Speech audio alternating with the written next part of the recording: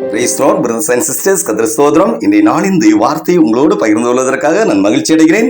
தேவன் நமக்கு தந்திருக்கும் இன்றைய நாளின் இந்த வார்த்தை, கர்த்தர் தமது ஜனத்திற்கு பலன் கொடுப்பார், கர்த்தர் தமது ஜனத்திற்கு சமாதானம் அருளி அவர்களை ஆசீர்வதிப்பார். சங்கீதம் 29:11. அன்பு தேவ பிள்ளையே, நாம் அனுபவிப்பதற்கு வேண்டிய சகலவற்றையும் நமக்கு தந்து ஒவ்வொரு நாளும் ஆச்சரியமாக நம்மை பராமரித்து வருகிறார் நம் தேவன்.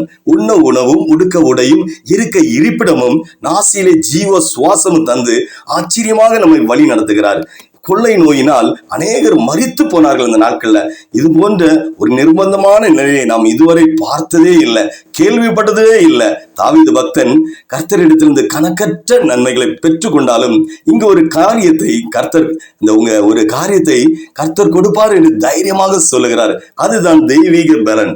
கடந்த காலத்தில் உன் தேவன் உனக்கு பலத்தை கட்டளையிடுவார், சங்கீதம் 68:28 என்றும், நிகழ்காலத்திலே தமது ஜனத்திற்கு பலனை அருளுகிறார், சங்கீதம் 68 என்றும், எதிர்காலத்திலே தமது ஜனத்திற்கு பலன் கொடுப்பார் என்றும் நாம் வேதத்தில் வாசிக்கிறோம். அப்படியானால் நம்முடைய ஜீவிய காலம் முழுவதற்கும் தேவன் நமக்கு பலன் தந்து நடத்துகிறார் என்பதில் சந்தேகமே இல்லை. தேவ பிள்ளையே, ஹல்லேலூயா. அந்த ஆண்டவர் சொல்ற, அவர்கள் கோத்திரங்களில் பலவீனப்பட்டவன் ஒருவனும் இருந்ததில்லை. இந்த பலன் நாம் சாப்பிடுகிற ஆகாரத்திலோ அல்லது சத்து நிறைந்த பொருட்களை உட்கொள்வதனாலோ வருகிறது அல்ல. ஹல்லேலூயா.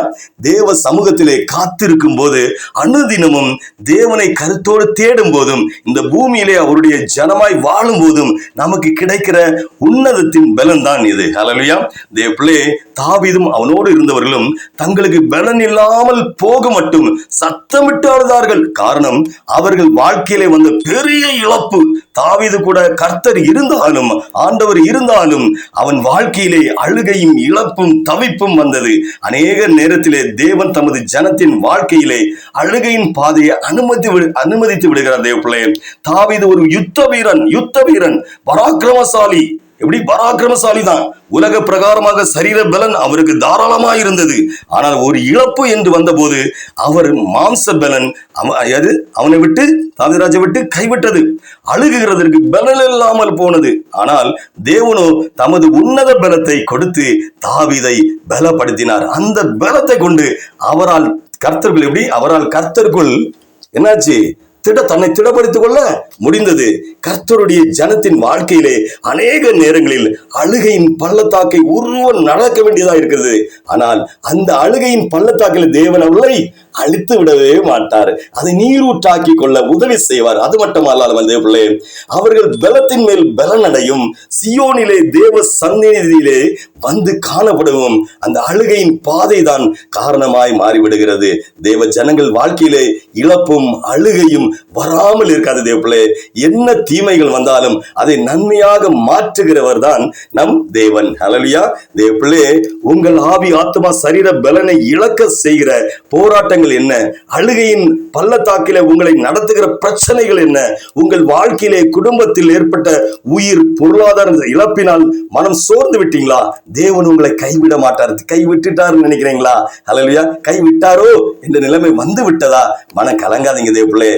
எந்த தேவன் அழுகையின் சூழ்நிலையை தாவீதின் வாழ்க்கையிலே மனம் கலந்த அனுமதித்தாரோ அதே தேவன் தான் அவரை பலப்படுத்தினார். நம்மை பீறுகிறவரும் அவர்தான், குணமாக்குகிறவரும் அவர்தான், அடிக்கிறவரும் அவர்தான், காயம் கட்டுகிறவரும் அவர்தான், அழுகையின் நெருக்கத்தின் இழப்பின் பாதையிலே நடத்துகிறவரும் அவர்தான். தேவ பிள்ளையே, அவைகள் நம்மை ஒடுங்கி போகாமல் பாதுகாக்கிறவரும் அவர்தான். துன்பத்தின் பாதையில் நடத்துகிறவரும் அவர்தான்.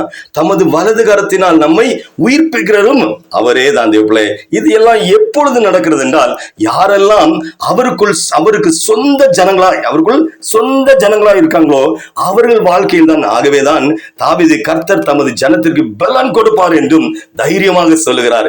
யோபு பக்தன் தனது வாழ்க்கையிலே எதையெல்லாம் இழந்தாரோ அவைகளில் ஒன்று விடாமல் எல்லாவற்றையும் இரட்டாந்தனையாய் திரும்ப பெற்றுக்கொள்ள தேவன் அவருக்கு பலன் தந்தார். அதே தேவன் நிச்சயமாக உங்களுக்கு, யாருக்கு செய்தி கேட்கிற உங்களுக்கு செய்வார்கள். ஹல்லேலூயா. உங்கள் வாழ்க்கையில எதையெல்லாம் இழந்து துக்கத்தோடு வேதனையோடு அழுவதற்கு கூட பலன் இல்லாமல் புலம்பலோடும் கண்ணீரோடும் கடந்து போறீங்களா? உங்களை பார்த்து தான் கர்த்தர் சொல்கிறார், உன் இழப்பின் நடுவிலே உன்னை பலப்படுத்துவதற்கு நான் இருக்கிறேன். யாருக்காக? ஏசப்பா இருக்கிறேன்னு சொல்றாரு. என் ஜனமாகிய உன்னை பலப்படுத்துவதற்கு நான் இருக்கிறேன். என் ஜனமாகிய உன்னை சோர்விலிருந்து, தனிமையிலிருந்து, தத்த விழிப்பிலிருந்து உன்னை பலப்படுத்துவதே என் சித்தமாய் இருக்கிறது என்கிறார். எப்பளே தேவன் தாமே, கர்த்தர் தாமே உங்களை பலப்படுத்துவாராக. தேவ சமாதானத்தால் நிரப்புவாராக, ஆற்றுவாராக, தேற்றுவாராக, அந்த அக்கரங்களை எல்லாம் மன்னிப்பாராக. அவர் ஆசீர்வதித்து உங்களை உயர்த்துவாராக. உங்களுக்காக தொடர்ந்து நாங்கள் ஜீசஸ் பிரேயர் ஹவுஸிலிருந்து ஜெபிக்கிறோம். ஆண்டவர் உங்களையும் உங்கள் குடும்ப சந்ததியில் ஆசீர்வதிப்பாராக, வழி நடத்துவாராக, பலப்படுத்துவாராக, சுகப்படுத்துவாராக.